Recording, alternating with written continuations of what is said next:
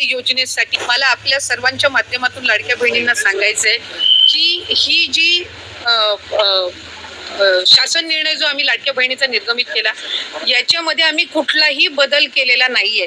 ही मला सर्व आपल्या माध्यमातून लाडक्या बहिणींना सांगायचंय की कुठलेही निकष आम्ही बदल केलेले नाहीयेत. 2.5 लाखाचं उत्पन्न त्याच्यापेक्षा कमी असणं लाभार्थी असण्यासाठी हे आम्ही त्या ठिकाणी निश्चित आधीच केलेलं होतं. दुचाकी वाहन असावं, 4 चाकी वाहन नसावं हे आम्ही त्या ठिकाणी निश्चित हे केलेलं होतं. ते राज्यातल्या रहिवासी असाव्या, सरकारी नोकरदार नसाव्या, हे जे सगळे निकष आहेत हे पहिल्या शासन निर्णयामध्ये निर्गमित केलेले आहेत. त्याच्यामध्ये कुठलाही बदल आम्ही केलेला नाहीये. आम्ही ज्या वेळेला ऑगस्ट महिन्यामध्ये ज्या वेळेला स्क्रुटिनी चालू केली त्यावेळेला 70-75 हजार अर्ज असे होते की जे पात्र होत नव्हते, जे त्यावेळेला ड्रॉप करण्यात आले होते. सप्टेंबरमध्ये स्क्रुटिनी केली त्यावेळेला तर 1 लाखापेक्षा अधिक असे अर्ज होते की जे पात्र होत नव्हते. त्याच्यानंतर ऑक्टोबर महिन्यामध्ये सुद्धा त्या पद्धतीनं होतं. त्यामुळे अशा पद्धतीचं लाभार्थ्यांची संख्या कमी जास्त होणं हे काही अचानक केलेलं आहे अशातला काही भाग नाही.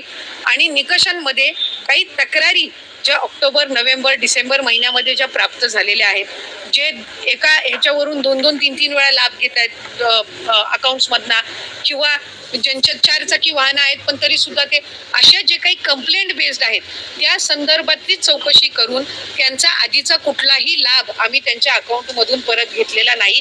अशा पद्धतीचा कुठला निर्णय झालेला नाही.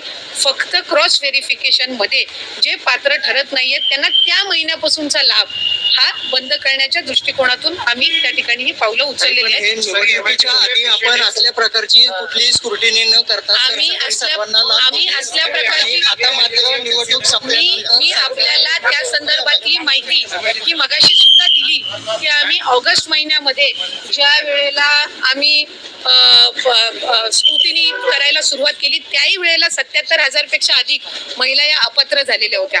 ऑगस्ट महिन्यामध्ये, सप्टेंबरमध्ये केली त्याही वेळेला 1 लाखापेक्षा झाल्या होत्या. ही एक कंटिन्युअस प्रोसेस आहे. ही काही की मगाशी सुद्धा दिली की आम्ही ऑगस्ट महिन्यामध्ये ज्या वेळेला आम्ही स्क्रुटिनी करायला सुरुवात केली त्याही वेळेला 77,000 पेक्षा अधिक महिला या अपात्र झालेल्या होत्या. ऑगस्ट महिन्यामध्ये, सप्टेंबरमध्ये केली त्याही वेळेला 1 लाखापेक्षा झाल्या होत्या. ही एक कंटिन्युअस प्रोसेस आहे. ही काही निवडणुकीनंतर चालू केलेली नाही. इन्कम टॅक्स आणि आरटीओच्या माध्यमातून तशी स्क्रुटिनी करताय कडक, अशी त्या काळात न करता सरसकट लाभ दिले. त्या काळामध्ये अजितदादा असतील, देवेंद्र फडणवीस असतील, एकनाथ शिंदे साहेब असतील, हे सांगत होते की कुठलीही महिला त्यापासून वंचित राहणार नाही.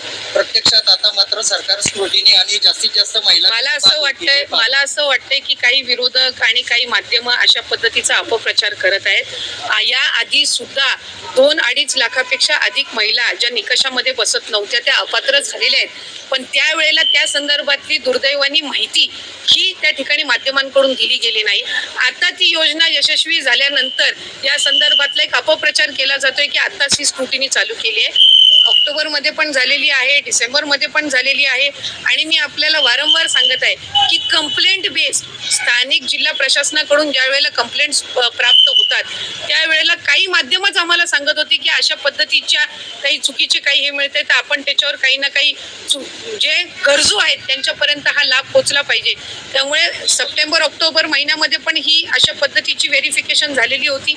आता आणखीन ऑक्टोबर, नोव्हेंबरमध्ये काही कंप्लेंट प्राप्त झालेल्या आहेत तर त्या संदर्भातली सुद्धा सुरू आहे.